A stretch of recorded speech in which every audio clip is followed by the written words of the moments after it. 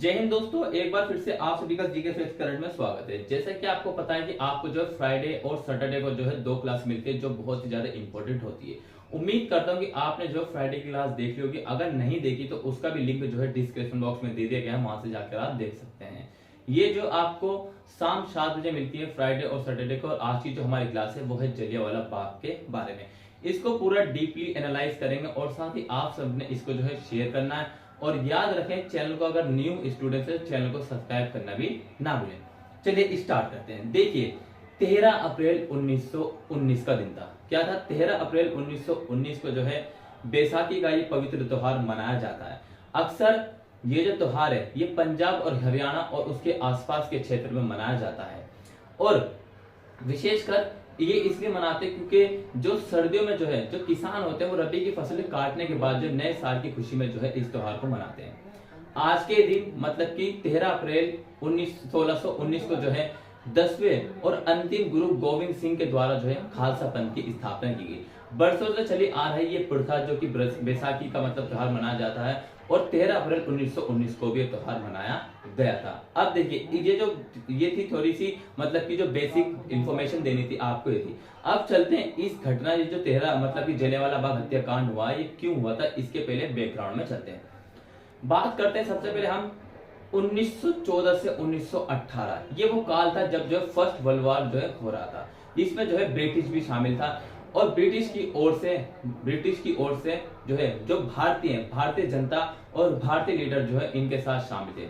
और जो है ये विदेशों मतलब कि जो भी युद्ध हो रहा था उसमें जो है भारत की ओर से और ब्रिटिश के लिए, याद रखना, भारत की ओर से और ब्रिटिश के लिए जो है लगभग 13 लाख आर्मी को जो है यूरोप, ठीक है, मिडिल ईस्ट और जो है अफ्रीका जैसे देशों में तैनात किया गया था। जब ये युद्ध हुआ तो इस युद्ध में लगभग जो है 43,000 जो है भारतीय सैनिक मारे गए। और युद्ध समाप्त होने के बाद जो है भारतीयों ने ब्रिटिश सरकार से उम्मीद की कि अब वो जो है भारत के लिए जो है सहयोग और जो है साथ ही नरमी का रवैया अपनाएंगे। लेकिन ऐसा कुछ नहीं हुआ। ब्रिटिश ने अपनी औकात पहले भी दिखाई हुई थी और अब भी दिखा दी थी। ठीक है, उन्होंने क्या करा, उन्होंने इसके विरोध में जो है मॉन्टेग्यू चेम्सफोर्ड लागू कर दी। और इसी समय जो है पंजाब के क्षेत्र में जो है ब्रिटिश के खिलाफ विरोध बढ़ गया। और इस विरोध को जो है के द्वारा जो है ब्रिटिश सरकार ने जो है भारत के विरोध में मतलब कि भारत के लिए जो है भारत प्रतिरक्षा विधान लागू कर दिया। और ये विधान लागू कर दिया गया। और 1918 में जो है ब्रिटिश एक जज थे जिनका नाम था सिडनी रोलेट। क्या था? सिडनी रोलेट इनका नाम, याद रखना। इनकी अध्यक्षता में जो है सेडिशन समिति का जो मतलब कि सेडिशन समिति को नियुक्त किया गया। और इस सेडिशन समिति की ये जिम्मेदारी थी कि भारत के अंदर जो है जो मतलब कि ब्रिटिश के खिलाफ किन विदेशी शक्तियों की जो सहायता से जो है भारत में विदेशियों के खिलाफ मतलब कि क्या विरोध हो रहा है, और इस विरोध को जो है मतलब कि कम करने के लिए और इस विरोध को कुचलने के लिए जो है क्या किया गया, जो है सिडनी रोलेट के द्वारा जो है जो एक जज थे ब्रिटिश के, इनके द्वारा, और जो इन्होंने जो सेडिशन समिति बनाई थी इन्होंने जो है क्या करा, इनके द्वारा जो है रोलेट एक्ट लागू कर दिया गया। अब ये जो रोलेट एक्ट है ये हर एग्जाम में पूछा जाता है, चाहे आपसे कितने भी नंबर में इसको पूछा जा सकता है। और इसके रोलेट एक्ट के जो विरोध में क्या किया गया इनके द्वारा, ये था कि अगर कोई भी भारतीय हो या फिर कोई भी नेता हो, इनको जो है बिना इनका मुकदमा या फिर बिना इनकी गलती बताए हुए जो है इनको जो कैद किया जा सकता है, और किसी भी प्रकार का इनके ऊपर जो मतलब कि अत्याचार किया जा सकता। और ये वही समय था 1915 जब गांधी जो है गांधी जी भारत लौट चुके थे और वो इतने लोकप्रिय हो चुके थे बहुत ज्यादा। और उनके द्वारा कहा गया कि अब जो है रोलेट एक्ट का विरोध मतलब कि और किया जाएगा। और इस विरोध को कुचलने के लिए ब्रिटिश सरकार ने लोगों और नेताओं को और अधिक जो गिरफ्तार करने लगे।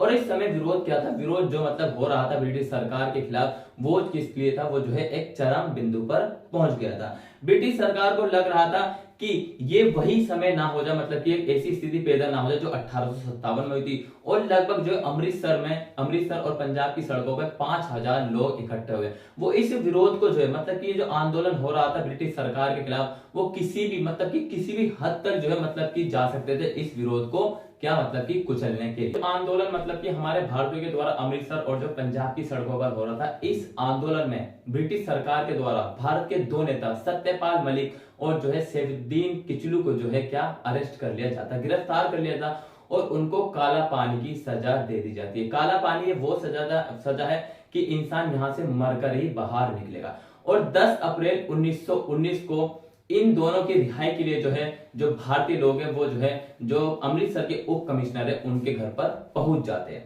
उनके घर पर पहुंच जाते हैं। और जो ब्रिटिश के उप कमिश्नर होता है इनके द्वारा, ब्रिटिश सरकार के द्वारा बिल्कुल ही शांतिपूर्ण तरीके से हमारे भारतीयों पर गोली चलाई जाती है, और गोली चलाई जाती है, और जिसके विरोध में मतलब कि ये आक्रोश हो जाते हैं, गुस्सा खा जाते हैं भारतीय, और क्या करते हैं ये सरकारी भवने, टाउन हॉल, रेलगाड़ियां, ठीक है, मतलब कि रेलवे स्टेशन, इन पर जो आग लगा देते हैं। और जिससे क्या होता है कि यूरोपीय लगभग जो मतलब ब्रिटिश के होते हैं वो लगभग 5 से 8 लोग मारे जाते हैं।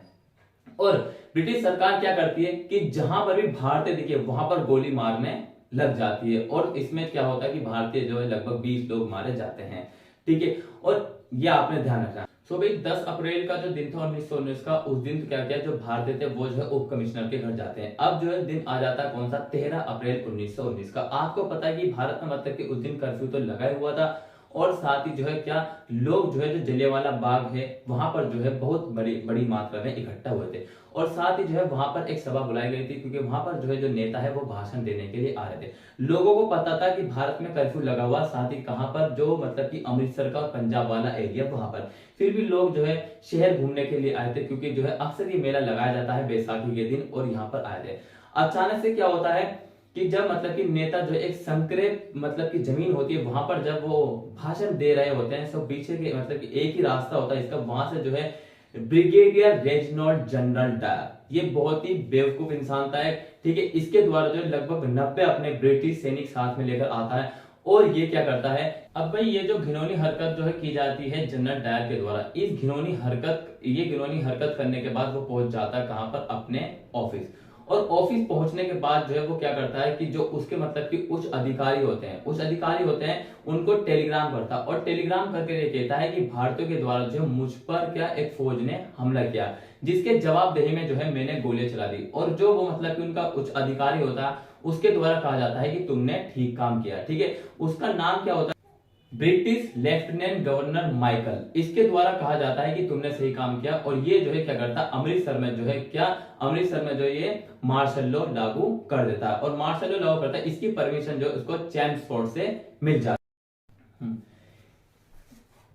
इस घटना की जो है पूरे विश्वव्यापी में जो है निंदा की गई, जिसमें जो ब्रिटिश सरकार के द्वारा जो है एक secretary of state Edwin Montagu ने 1919 में के अंत में इसकी जांच के लिए जो हंटर कमीशन की क्या नियुक्त किया गया, हंटर कमीशन को नियुक्त किया गया। और जब हंटर कमीशन के सामने ब्रिगेडियर जनरल रेजिनाल्ड डायर उनके सामने था, उसने स्वीकार किया कि मैंने जो है पहले से निर्णय ले लिया था कि मुझे जो है भारतीयों के ऊपर गोली चलानी है, और गोली तो चलानी है, साथ ही वो 2 तोपें लेके गया था, लेकिन जो 2 तोप थी वो इतनी बड़ी थी कि वो उस संकरे रास्ते से निकल नहीं पाई, और उसको जो है जो उसका पद था रेजिनाल्ड जनरल डायर का, उसके पद से उसको बर्खास्त कर दिया था, और उसे अब कर्नल बना दिया जाता है। और 1920 में जो मतलब ब्रिगेडियर जनरल होता है रेजिनाल्ड डायर, उसका पदवान करके उसको कर्नल बना दिया, और साथ ही उसको क्या किया, उसको किस स्वस्थ कारणों के द्वारा जो है क्या वहां पर मतलब कि ब्रिटेन वापस भेज दिया गया, और जो है भारत आने के लिए उस पर जो है सख्त से सख्त मतलब कि उसके कानून बनाए गए। साथ ही